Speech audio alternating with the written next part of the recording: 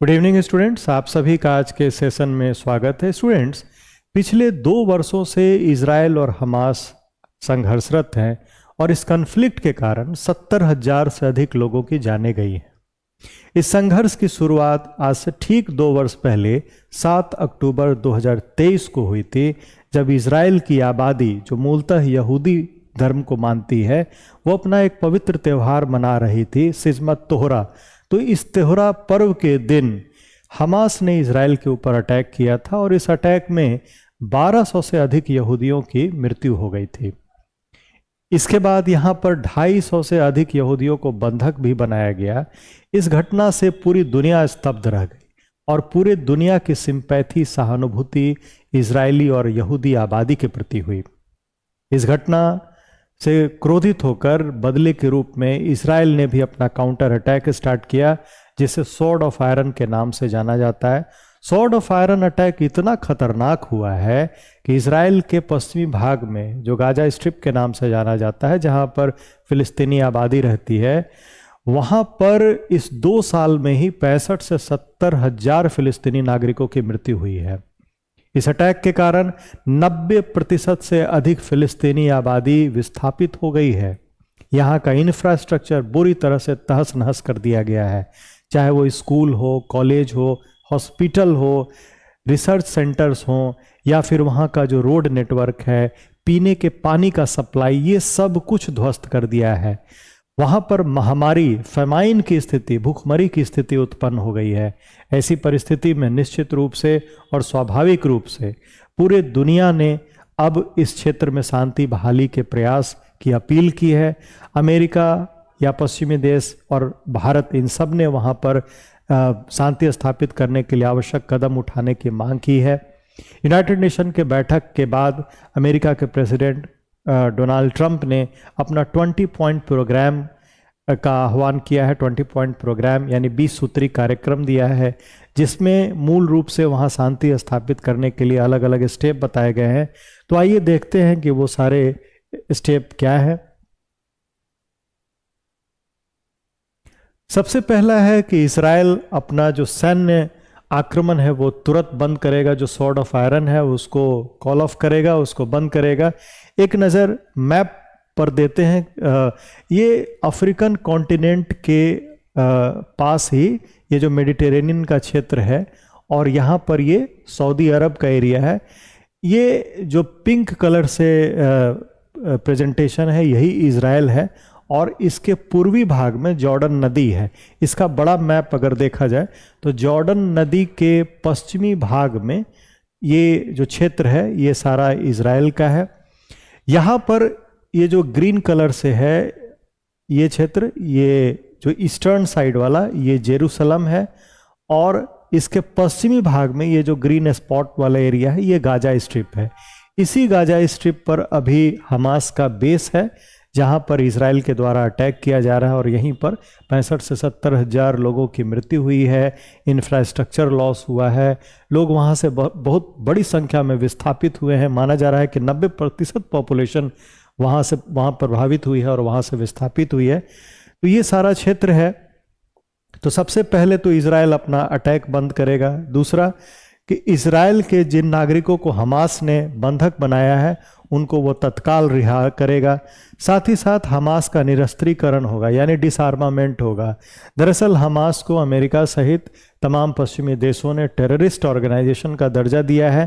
तो शांति के लिए सबसे पहला डिमांड है कि हमास अपने हथियार को डिसोन करेगा, अपना निरस्त्रीकरण करेगा।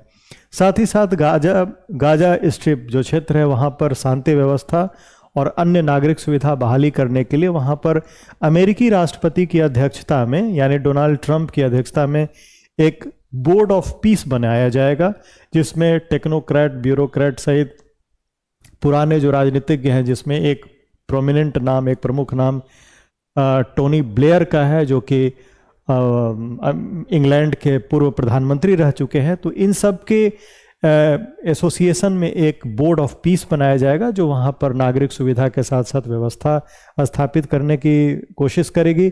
साथ ही साथ वहाँ पर शांति बहाली के लिए और सुरक्षा के लिए, चूंकि ये सेंसिटिव एरिया है, संवेदनशील क्षेत्र है, तो यहाँ पर एक अंतर्राष्ट्रीय फोर्स जैसा बनाएगा जिसका नाम इंटरनेशनल स्टेबलाइजेशन फोर्स होगा, और ये अंतर्राष्ट्रीय सहयोगियों की मदद से ये गठन किया जाएगा। साथ ही साथ इजराइल की मिलिट्री जो आईडीएफ है, इजराइल डिफेंस फोर्स, वो इस क्षेत्र को वैकेट कर देगी, यहाँ से बाहर चली जाएगी, और इसके बदले आईएसएफ इंटरनेशनल स्टेबलाइजेशन फोर्स वहाँ पर शांति व्यवस्था स्थापित करने का काम करेगी। साथ ही साथ चूंकि गाजा के इंफ्रास्ट्रक्चर का लॉस हुआ है और काफ़ी विध्वंस हुआ है, तो उसके रीस्ट्रक्चरिंग, पुनर्निर्माण की जवाबदेही अरब देशों की होगी। वैसे देश, अरब कंट्रीज जो इस पीस मिशन में सहयोगी होंगे, वो यहाँ पर गाजा के रीस्ट्रक्चरिंग, पुनर्निर्माण की जवाबदेही लेंगे। तो ये कुछ महत्वपूर्ण पॉइंट थे। हालांकि कुछ आशंकाएं अभी भी हैं। ट्रंप साहब ने जो शांति बहाली करने का प्रयास किया है, इसे तमाम देशों ने एक सार्थक पहल माना है। यहाँ तक कि भारत ने तो इजराइल और फिलिस्तीन, इन दोनों के कोएग्जिस्टेंस के लिए, पीसफुल कोएग्जिस्टेंस के लिए द्विराष्ट्र समाधान यानी 2 नेशन सॉल्यूशन का कॉन्सेप्ट भी दिया है। लेकिन इसके बाद भी कुछ समस्याएं और कुछ आशंकाएं यहाँ बनी हुई हैं। सबसे बड़ा जो आशंका है, अप्रीहेंशन है अरब वर्ल्ड का, या जो पाकिस्तान सहित तमाम देश हैं, इनका कहना है कि वहाँ नागरिकों को किस प्रकार का अधिकार मिलेगा, इसका कोई स्पष्ट रोड मैप नहीं है। ठीक है, वहाँ शांति स्थापित करने के लिए इंटरनेशनल स्टेबलाइजेशन फोर्स है, नागरिक व्यवस्था बहाल करने के लिए वहाँ पर बोर्ड ऑफ पीस बनाया जा रहा है, लेकिन वहाँ के नागरिकों को जो वहाँ से विस्थापित हो गए हैं, या फिर किस प्रकार के राजनीतिक अधिकार, पॉलिटिकल पावर उनको फ्यूचर में मिलेंगे, इसका कहीं भी कोई क्लियर कट इंडिकेशन नहीं है। यानी ये टेम्पररी रूप से काम करेगा, ट्रांजिशनल है। तो निश्चित रूप से बोर्ड ऑफ पीस जो है वो एक टेम्पररी सॉल्यूशन हो सकता है, लेकिन भविष्य में वहाँ की व्यवस्था किस प्रकार से कायम की जाएगी, इस पर अभी संशय बना हुआ है। अरब देश और पाकिस्तान पर भी पीछे हटने का, यानी वहाँ जो सॉल्यूशन हो सकता था उसे पीछे हटने का आरोप लग रहा है, और कई विशेषज्ञों का मानना है कि ये 2 स्टेट सॉल्यूशन न होकर 2 स्टेट सरेंडर का कॉन्सेप्ट हो गया है। यानी दोनों स्टेट जो है वो सरेंडर कर रहे हैं और कोई भी सार्थक सॉल्यूशन वहां निकालने का प्रयास नहीं किया जा रहा है। साथ ही साथ इजराइल का रुख जो है वो अभी तक बरकरार है, वो एग्रेसिव जो नेचर है वो बरकरार है। इजराइल ने चूंकि इसे वर्ल्ड वॉर 2 के बाद अभी तक का सबसे बड़ा अटैक माना है, और अमेरिका का जो स्टेप है उनको, उस स्टेप को इजराइल बेसिकली एक पॉपुलिस्ट, एक लोकप्रिय सिर्फ ओपिनियन के रूप में ले रहा है। तो निश्चित रूप से ये भी एक इशू है। बेंजामिन नेतन्याहू जो वहाँ के प्रधानमंत्री हैं, वो स्वतंत्र फिलिस्तीन की स्थापना को वो बेसिकली अपने अस्तित्व के खिलाफ मानते हैं, और उनका मानना है कि अगर फिलिस्तीन को किसी भी प्रकार का इंडिपेंडेंस मिलता है तो उसके खिलाफ वो एक तरफा कार्यवाही भी करने के लिए सक्षम है, वो इसके लिए जरूर प्रयास करेंगे। हाल ही में यूएस ने फिलिस्तीन के अधिकारियों को, जब यूनाइटेड नेशन की बैठक हो रही थी सितंबर में, तो वहां उन्होंने हिस्सेदारी देने से भी मना किया है। यानी ट्रंप साहब ने जहां एक तरफ पीस के प्रयास की बात की है, लेकिन एक्चुअल अधिकार क्या मिलेगा इस पर अभी भी कुछ क्लैरिटी नहीं है। इन सब के बावजूद चूंकि प्रयास हो रहा है, तो निश्चित रूप से ये प्रश्न उठेगा कि अमेरिका जो कल तक फिलिस्तीन के एग्जिस्टेंस को इजराइल के एग्जिस्टेंस के अगेंस्ट मानता था, उसके रुख में, उसका जो बिहेवियर है उसमें परिवर्तन क्यों आया है। तो इसके पीछे 2-3 कारण समझे जा रहे हैं। सबसे पहला है कि इजराइल की आक्रामकता, इस एग्रेसिव नेचर के कारण धीरे धीरे पश्चिमी देश और जो G7 यानी डेवलप्ड कंट्रीज का ग्रुप है, इसने भी अब धीरे धीरे फिलिस्तीन को मान्यता देना शुरू कर दिया है। उदाहरण के लिए यूनाइटेड किंगडम, कनाडा, ऑस्ट्रेलिया और पुर्तगाल, इन सब ने ये इजराइल को एक आज़ाद देश के रूप में मान्यता दी है। हालांकि इस पर अमेरिका ने अपनी नाराज़गी व्यक्त की है। इवन जब संयुक्त राष्ट्र संघ की बैठक हो रही थी तो वहाँ डोनाल्ड ट्रंप ने इस प्रकार के स्टेप का विरोध किया था और उसको अपने वीटो से ब्लॉक भी किया था। इसके बाद इजराइल के द्वारा कतर में हमास के सदस्यों पर हमला किया गया था। देखिए, कतर जो है वो अमेरिका का एक पार्टनर कंट्री है, और अगर किसी पार्टनर कंट्री में, सहयोगी देश में इजराइल ने हमला किया है तो निश्चित रूप से ये अमेरिका की पॉलिसी की विफलता मानी जाएगी और निश्चित रूप से डोनाल्ड ट्रंप के ऊपर ये प्रेशर बना होगा। साथ ही साथ अभी हाल में सऊदी अरब और पाकिस्तान ने अपना एक कोलिशन बनाया है, अपना एक संगठन बनाया है जिसका नाम है स्ट्रैटेजिक म्यूचुअल डिफेंस एग्रीमेंट। ये जो डिफेंस एग्रीमेंट है ये इजराइल का फिलिस्तीन के ऊपर अटैक होना ही सबसे बड़ा कारण माना जा रहा है। ये जो एग्रीमेंट इनका हुआ है इसमें जो मुख्य रोल है वो क्राउन प्रिंस मोहम्मद बिन सलमान का और पाकिस्तान के प्रधानमंत्री शहबाज शरीफ का रहा है। तो इन सब ने, इन दोनों कंट्रीज़ के बीच में एक डिफेंस एग्रीमेंट साइन हुआ है और इसे भविष्य में नाटो के विकल्प के रूप में या सऊदी अरबिया पाकिस्तान के नाटो के रूप में भी देखा जा रहा है।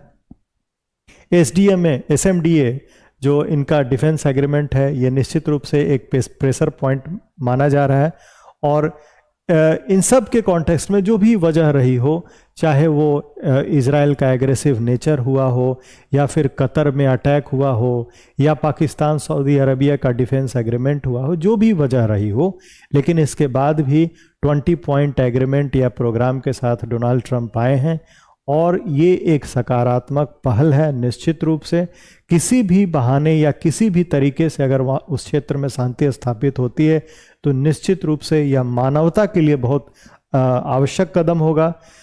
जहाँ तक भारत का सवाल है, भारत ने हमेशा दो राष्ट्र के कॉन्सेप्ट को सपोर्ट किया है। भारत ने इजराइल और फिलिस्तीन दोनों के ही पीसफुल कोएग्जिस्टेंस को सपोर्ट किया है और निश्चित रूप से वहाँ पर समझदारी पूर्वक इन दोनों देशों के कोएग्जिस्टेंस के लिए ही प्रयास करने की आवश्यकता है।